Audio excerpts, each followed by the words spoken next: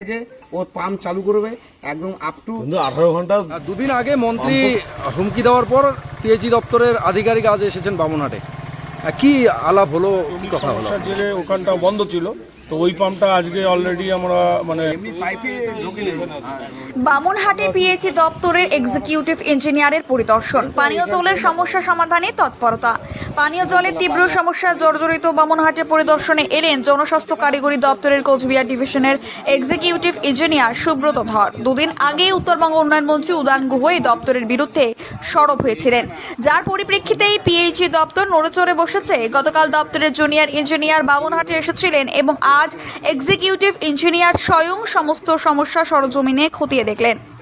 আধিকারিককে কাছে পেয়ে স্থানীয় জনগণ তাদের দীর্ঘদিনের পানীয় জলের সমস্যার কথা তুলে ধরেন। এদিন দিনহাটা 2 নম্বর ব্লক তৃণমূল কংগ্রেস সভাপতি দীপক কুমার ভট্টাচার্য এবং বিভিন্ন এলাকার গ্রাম পঞ্চায়েত সদস্যরা উপস্থিত ছিলেন।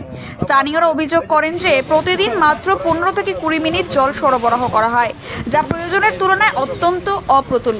তাদের মূল দাবি সকালে 1 ঘন্টা এবং বিকেলে 1 ঘন্টা করে ন্যূনতম 2 ঘন্টা পানীয় জল সরবরাহ করতে হবে। স্থানীয়দের অভিযোগ শোনার পর এক্সিকিউটিভ ইঞ্জিনিয়ার সুব্রত ধর দ্রুত সমস্যা সমাধানের আশ্বাস দেন।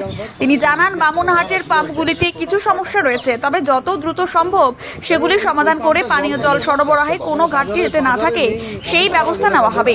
তিনি আরও বলেন, বর্তমানে সরকারের নির্দেশ রয়েছে পাম্পগুলি পর্যাপ্ত সময় পর্যন্ত চালানো, খুব দ্রুত যাতে ন্যূনতম 1 ঘন্টা করে পানীয় জল সরবরাহ করা যায় সেই ব্যবস্থা তিনি করবেন। এছাড়াও তিনি স্থানীয় বাসিন্দাদের প্রতি আবেদন করেন যে বাড়িতে 2-3টি করে জলের সংযোগ নেওয়া হয়েছে, যেগুলি যাতে সারেন্ডার করা হয়, এবং সেই সঙ্গে তিনি আবেদন করেন প্রয়োজন শেষে জলের কলগুলি যাতে সকলে বন্ধ করে দেয়, তাহলে পানীয় জল অপচয় বন্ধ করা যাবে।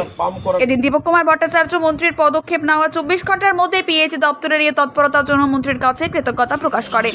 তিনি বামুনহাটবাসীর তরফ থেকে মন্ত্রীকে ধন্যবাদ জানান এবং বলেন, পিএইচই দপ্তরের আধিকারিকের সাথে কথা হয়েছে এবং খুব শীঘ্রই বামুনহাট 1 নং গ্রাম পঞ্চায়েতবাসী পানীয় জলের সমস্যা থেকে মুক্তি পাবে। তিনি আরও জানান, ওই আধিকারিক দুর্গানগরের দ্রুত পানীয় জল সরবরাহ করার আশ্বাস দিয়ে। দুদিন আগে মন্ত্রী হুমকি দেওয়ার পর পিএইচই দপ্তরের আধিকারিক আজ এসেছেন বামুনহাটে, কি আলাপ হলো, কি কথা হলো আপনাদের সাথে? না, বামুনহাটে এখন আমাদের যে পাইপলাইনের যে কাজগুলো বাকি আছে, যে এলাকাগুলো এখনো জল পাচ্ছে না, সেই এলাকাগুলোয় যত দ্রুত সম্ভব জল কী করে পৌঁছায় ওনারা ইঞ্জিনিয়ার যারা আছেন, যারা টেকনিক্যাল পার্সন যারা আছেন, তারা দেখে নিচ্ছেন। এবং যেটা কথা বলে যে খুব তাড়াতাড়ির মধ্যে, খুব শীঘ্রই 8 থেকে 10 দিনের মধ্যে আমরা আশা করছি যে বামুনহাটের জলের সমস্যা মিটে যাবে, এবং সেই হিসেবেই ওনারা কাজ চালাচ্ছেন।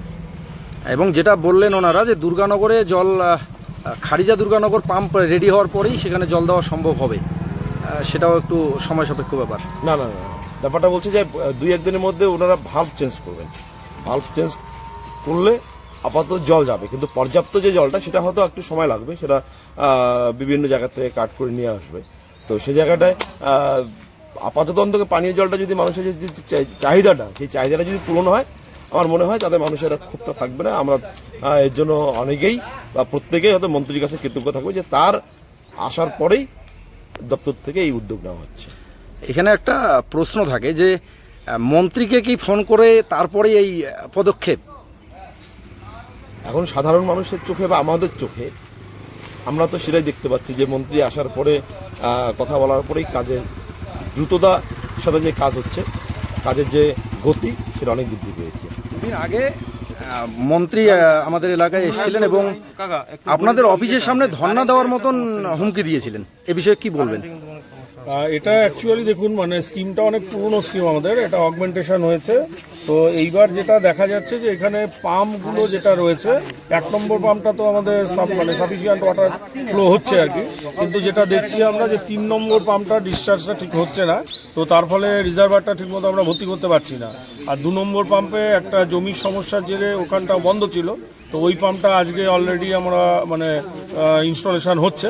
তো ওটা হয়ে গেলে 3টে পাম্প যখন আমরা সাইমালটেনিয়াসলি চালাবো, তো তখন কিন্তু আশা করছি জলের প্রবলেমটা আর থাকবে না। আর দ্বিতীয়, ওই দুর্গানগর এরিয়াতে যে প্রবলেমটা দেখা যাচ্ছে, ওটা আমাদের ওখানে খারিজা দুর্গানগর একটা স্কিম অলরেডি রেডি হয়ে গেছে, তো ওটা খুব শিগগিরই আমরা ওটাকেও এনার্জাইজ করে দেবো। তো ওইটা যখন চালু হয়ে যাবে তখন দুর্গানগর এরিয়াতেও আর কোনো সমস্যা থাকবে না।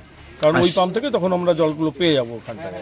সেটাও কতদিন লাগতে পারে বলে? এটা ধরুন আমাদের এইখানে যা কাজ আছে এটা তো খুব বেশি টাইম লাগবে না, হয়তো দিন 15-র মধ্যে আমরা এটা রেগুলার করে নেবো। আর ওইটা আমি আজকে যাব, গিয়ে দেখি কি পরিস্থিতিতে আছে, কদিনের মধ্যে দুর্গানগরটা আমরা চালু করতে পারি।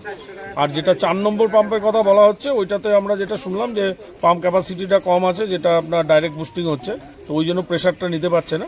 তো আমরা দেখি ওটা মেকানিক্যালের সঙ্গে কথা বলে নিচ্ছি, কথা বলে ওটাকে মানে কিভাবে রেগুলারাইজ করা যায় সেটা আমরা করে দেবো আর কি। তো এগুলো হয়ে গেলে 4টে পাম্প থাকলে এই এরিয়াতে জলের প্রবলেম থাকবার কথা নয়। কিন্তু এখন যেটা আছে সেটা মেইন খেয়াল রাখতে হবে যাতে সবাই কলগুলো লাগাতার খোলা না রাখে।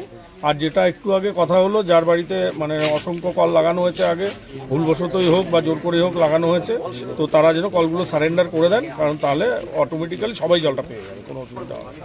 আরেকটা যেটা অভিযোগ যে 15 থেকে 20 মিনিট করে জল দেওয়া হচ্ছে এবং দাবিটা অনেকটা আগে যেটা ছিল একটা মানে টাইমিংটা খুব কম করা ছিল, তো আমরা এখন অলরেডি উপর থেকে ইনস্ট্রাকশন পেয়ে গেছি 24 ঘন্টা পাম্প চালালেও আমাদের পাম্পের কোনো কিছু ক্ষতিও হবে না বা কোনো প্রবলেমও হবে না।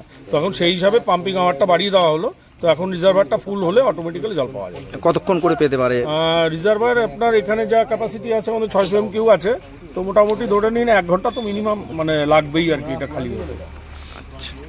আর এছাড়া ডাইরেক্ট পাম্পিংও রয়েছে তার উপর, তো সুতরাং আরো অনেকটাই পাবেন। ঠিক আছে।